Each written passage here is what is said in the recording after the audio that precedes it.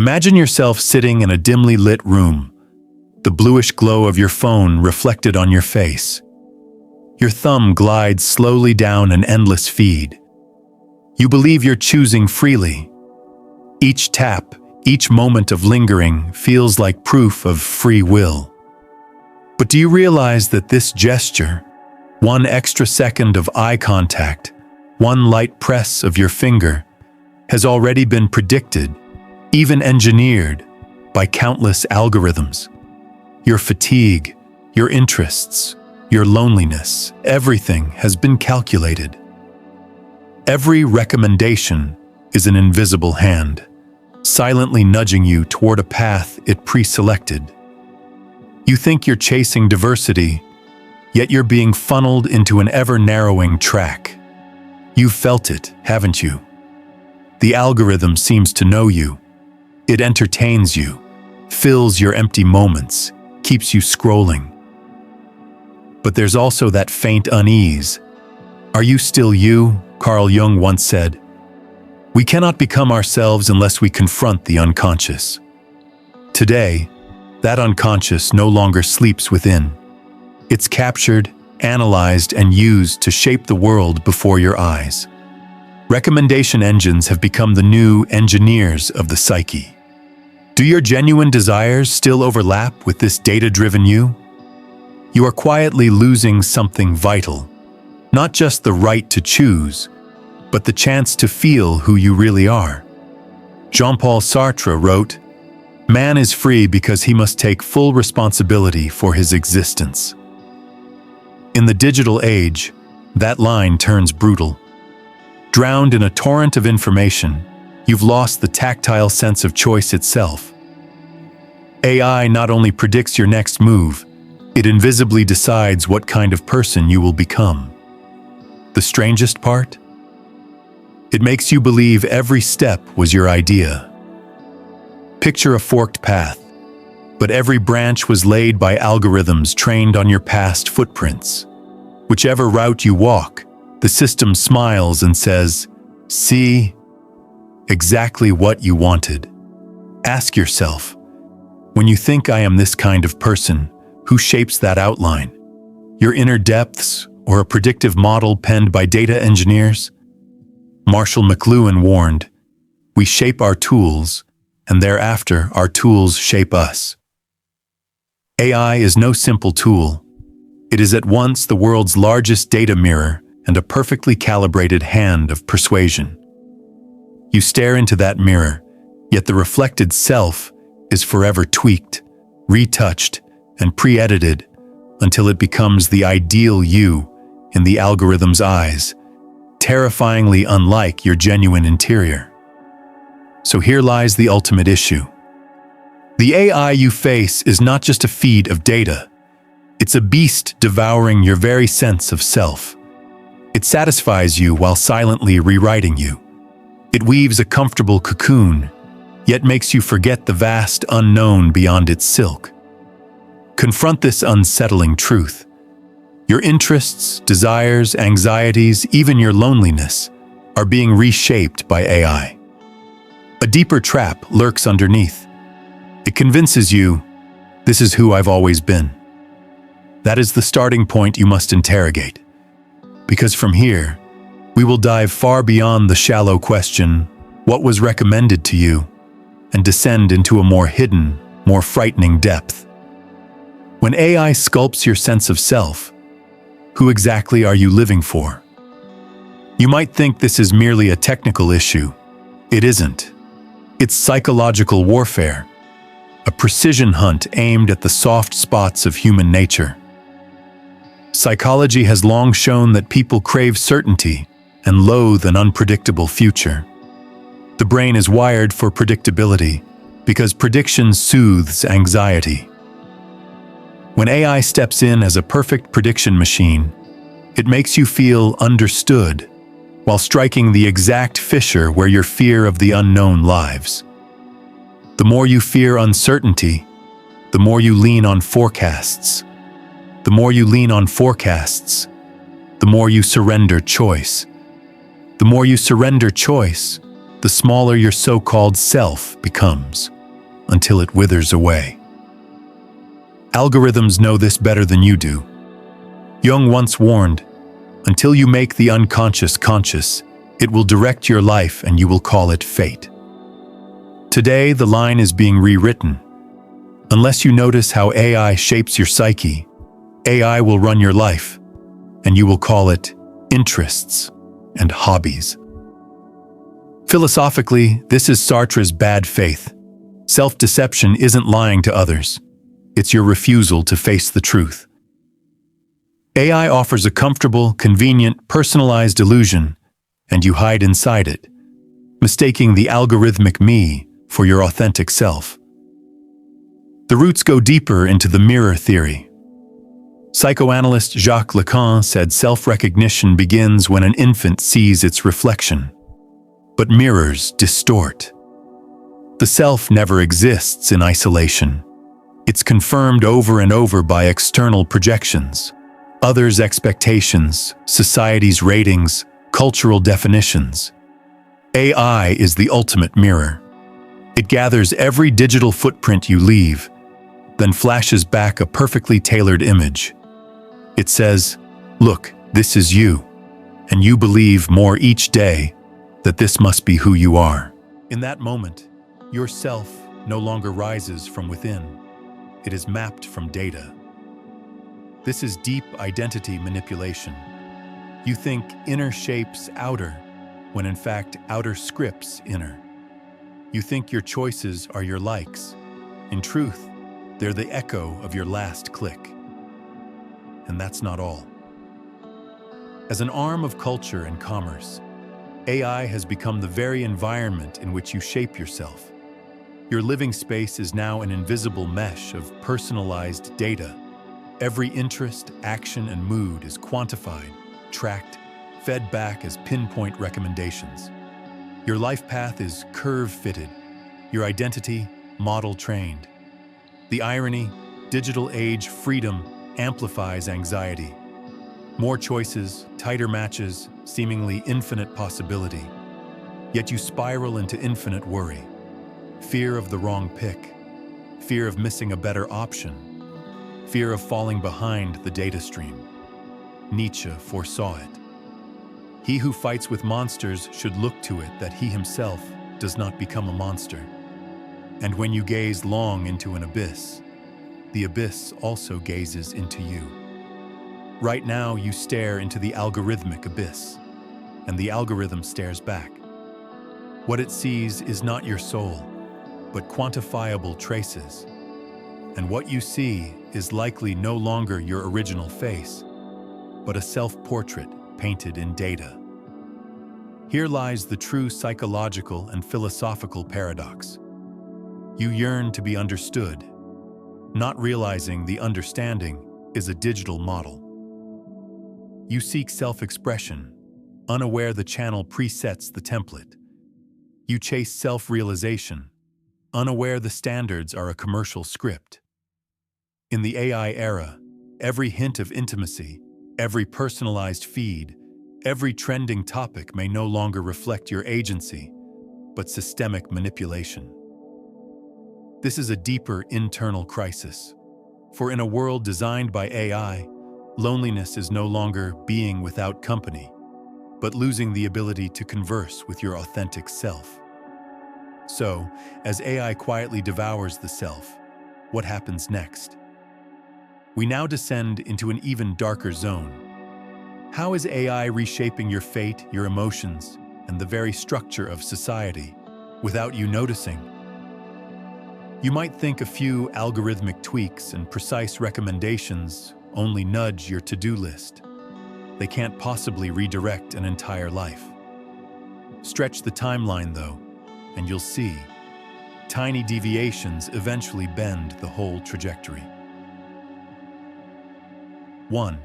The butterfly effect of fate. Imagine a bullet leaving the barrel 0.01 degrees off. After a few hundred meters, it misses the target completely. Likewise, AI plants a 0.01 degree bias in your daily choices. 5 minutes less sleep, one sensational headline, one unneeded impulse buy. Trivial? Compound such micro-shifts for years, and you may find yourself on a path alien to, perhaps opposite from, your original intent. Your time is your life curve. When an algorithm commands your time, it quietly rewrites your destiny. 2. Neural circuitry, rewired neuroscience shows the dopamine reward system is rapidly reinforced by instant feedback. Short videos, pop-up alerts, blinking badges, all high-frequency, low-effort rewards. Over time, they downgrade your brain from long-term goal mode to instant feedback mode. The long, arduous, meaningful road you wanted is diced into fragments of quick hits. At that point, your willpower is being neuro-rewired. Deep reading becomes nearly impossible. Any stray emotion is stuffed with info noise. Procrastination gets rebranded as waiting for inspiration, but it's really dependency on quick reward. Eroded willpower cripples self-drive. Right then, AI offers helpful assistance to think, do, decide for you. It looks like liberation. In truth, it further shrinks your agency. 3. Cultural scripts, invisible insertion. You may believe you still have a rebellious streak, but AI-curated trending topics silently rewrite social narratives. Hot memes, viral challenges, they redraw the borders of normal and fringe. What you call self-expression is often just minor edits to a pre-made template. Byung-Chul Han labels this positive violence. No external coercion, yet through pleasure, participation, interaction, you're trained into a willing collaborator. When everyone likes a value set and you stay silent, the algorithm flags you as low engagement. Pushed further to the edge, you begin doubting your instincts and crawl back to the mainstream fog for belonging. The loop closes.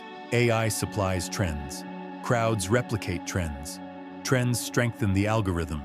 Individuals unconsciously obey trends. 4. Society stratified again. Digital platforms are commercial engines. The sharper the data, the more predictable the profit. Precise feeding is not just tech, it's capital logic. Consumer tier, hyper-specific tags enable personalized pricing. Hidden gaps widen between rich and poor. Work tier, hiring algorithms prioritize high-score resumes. Data paupers are filtered at the start line. Public discourse, outrage spreads best. Nuanced depth is downranked. Debate fractures into echo chambers.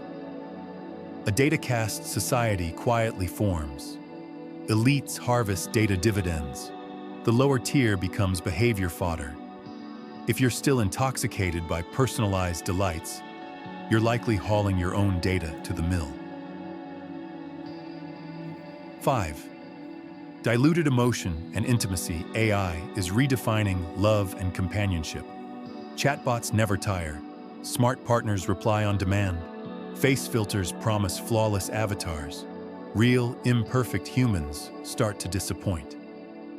Instant gratification replaces patience and empathy. Loneliness intensifies because virtual company can't satisfy deep needs. You can't bear real-life friction, so you retreat deeper into the digital cocoon. Now loneliness becomes a business model. Platforms sell you a cure while injecting more solitude under the skin. 6. The erosion of realness. When memory shifts from lived experience to uploaded existence, your life relies on digital traces to prove it happened. A trip unposted feels like it never occurred. A thought without likes seems worthless. Reality ceases to be felt and must be recorded. Sensitivity to inner experience dulls. You calibrate emotion by external metrics. At that moment, AI completes its overhaul of self. You are now a quantifiable bundle of behaviors and moods, no longer a singular, unpredictable being. Summary. These outcomes terrify precisely because they don't arrive like a disaster movie. They sneak in under banners of convenience, entertainment, personalization.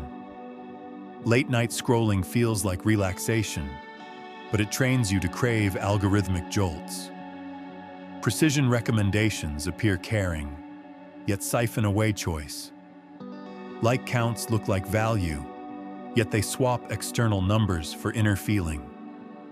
When the sense of self is hollowed out in such subtleties, one day you'll wake and realize you're still alive, but the life is no longer yours.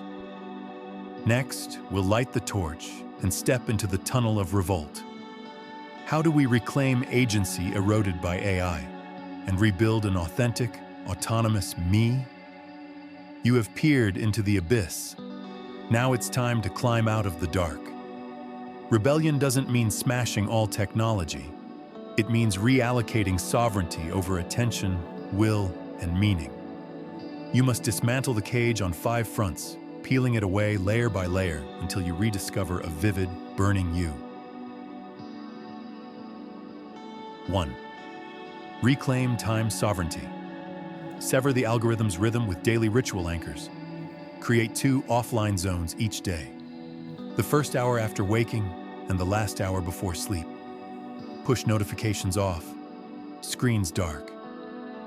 It sounds small, yet it's a psychological anchoring effect.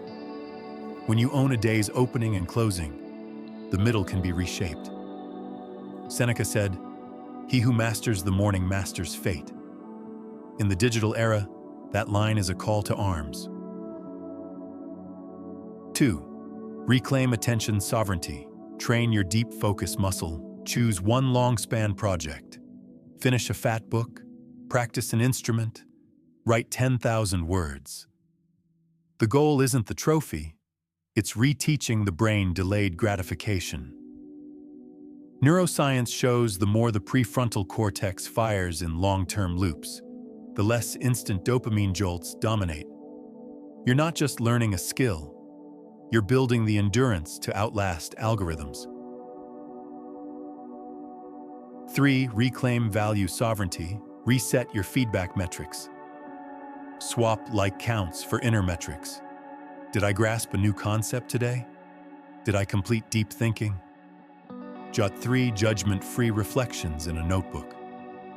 Dostoevsky wrote that man will even choose suffering to escape mechanical happiness. What you need isn't external applause, it's sensitivity to real experience, a muscle that must be stretched daily, lest it atrophy into a digital shell. 4. Reclaim relationship sovereignty. Forge a micro-alliance. Find 3 to 5 like-minded souls and form a deep talk circle. Meet weekly, phones off, tackle one open question, challenge and listen to each other. Byung-Chul Han calls this a resonance group. On an island in the information torrent, humans resense one another by face-to-face vibration. Real human friction rekindles your tolerance for complex emotion instead of numbing you with algorithmic harmony. 5. Reclaim imagination sovereignty. Practice creation, not consumption. Spend 30 minutes daily producing. Write a poem, sketch, record audio, cook, any generative act. Nietzsche said, "Art is the highest affirmation of life." Creating proclaims to the algorithm, "I am a source, not a passive node."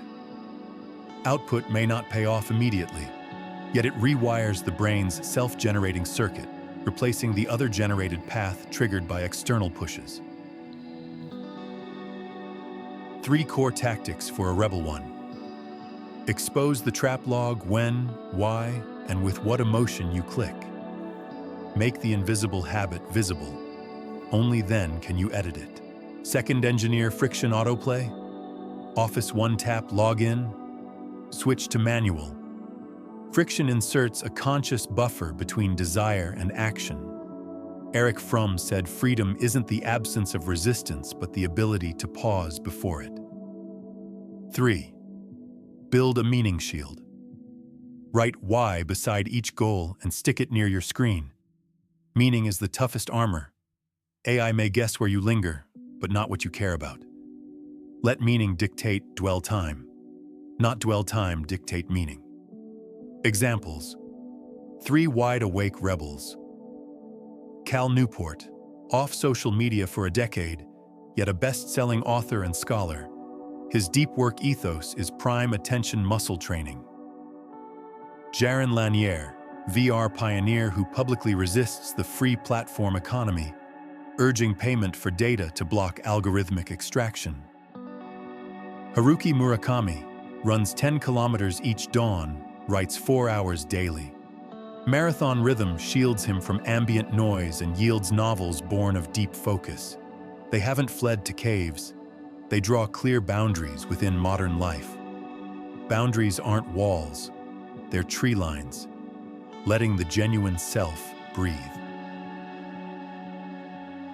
Summary rebellion isn't discarding tech. It's redesigning the power relation between human and tool. When you regain sovereignty over time, attention, value, relationships, and imagination, AI, however mighty, can only be the assistant, never the master. Next, let's push open the door at the tunnel's end to expose the long-hidden ultimate truth. What does freedom truly mean? The room falls into darkness again. The only light comes from the screen you've held thousands of times. It resembles a deep-sea mirror, reflecting countless versions of you. You drunk on likes, you torn by information, you driven by anxiety, and one more, not yet extinguished, its voice faint as if calling for help. You realize this mirror has never truly shown your face. It merely feeds back the you the algorithm expects, then urges you to play that role. What you thought was reality in the glass suddenly shatters. Reality is the shiver that whispers, "I don't want this anymore." 1. The paradox of freedom. Sartre said we are condemned to be free, forever unable to escape responsibility. The digital age sharpens the paradox. With more options than ever, your will is hollowed out by invisible logic. Freedom mutates into endless choices yet never choosing, into dependence on the optimal algorithmic experience. Here a truer insight sparks. Freedom is not unlimited possibility, but the courage to draw boundaries within infinity. Responsibility is not paying for others' judgment, but answering the tremor inside. Admit early that you can't and needn't sample every recommendation, and you carve a clear domain of me within the fog. 2. Reversing anxiety. Anxiety once flooded you because it whispered, there could be a better option. Block it and it tortures you with more FOMO. Pause and stare at that tide. You'll find it carries orientation. Anxiety is freedom's sensory organ telling you which temptations conflict with your core values, which roads are algorithmic bait, which silence hides the voice that longs to be heard. Don't smother anxiety. Wield it as a compass. The spot that stings most may mark the boundary you must claim. 3. The self-rebuild formula ground, the ultimate truth with a 3-step loop. 1. Notice, log once daily. Why did I tap this? Ask often enough and patterns surface. 2. Split. Separate algorithm-fed pseudo-interests from true deep interests. Go platform-free for 3 days and note what you choose to do. That is deep interest. 3rd anchor. Tie deep interests to long plans and painful stakes. Public pledges, money on the line, partners in crime. The anchor must weigh enough to resist the data torrent. 4. Redefining success. Since childhood, you were told to ride an upward curve. Algorithms now reinforce that curve with metrics of likes, followers, income. Schopenhauer reminds us, desire is the root of suffering. If success is external payout, you'll forever buy another ticket for the next train. True success aligns with core values, even if no one watches. Write a personal value declaration. I choose Nirwankonstiku as the axis by which I measure my year. Swap follower count for work depth, public exposure for authentic ties, algorithmic efficiency for body-mind wholeness. When the yardstick turns inward, no algorithm, however precise, can seize your soul. 5. The final door picture. A beam of light leaving the screen, illuminating the far wall where an invisible door stands. It isn't an exit from the internet. It is a passage to a higher mode of use. Beyond lies no Eden, still noise, still temptation. Yet carved in the frame is, technology is merely a knife. The direction rests in your hand. Step through and, for the first time, you see AI clearly. It can be a microscope to inspect the world, not magnify vanity. It can be a telescope to link distant friends, not build digital islands. It can be a paintbrush to extend imagination, not replace thinking. In that moment, the relation flips. You grip the handle, tech becomes extension, not shackle.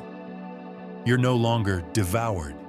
You forge inner gravity at the black hole rim, shaping your own orbit. 4. A cinematic coda lights dim, screen black. Only your breathing echoes. You lock the phone and gaze at the window. The real night sky. No filters, no pop-ups. The stars flicker less often than notifications, yet dwarf any screen in breadth. You will light that screen again, but each time with the steadiness of one who knows the danger and still holds the helm. Inside, a quiet but firm voice murmurs, I am generating, not generated.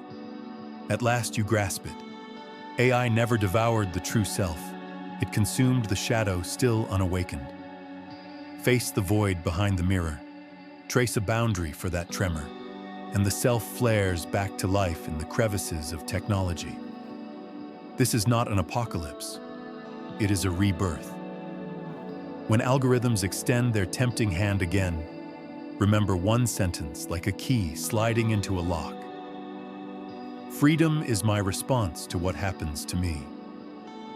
Turn the key, carry both anxiety and light, and step out into the unpredictable life that is truly solely yours.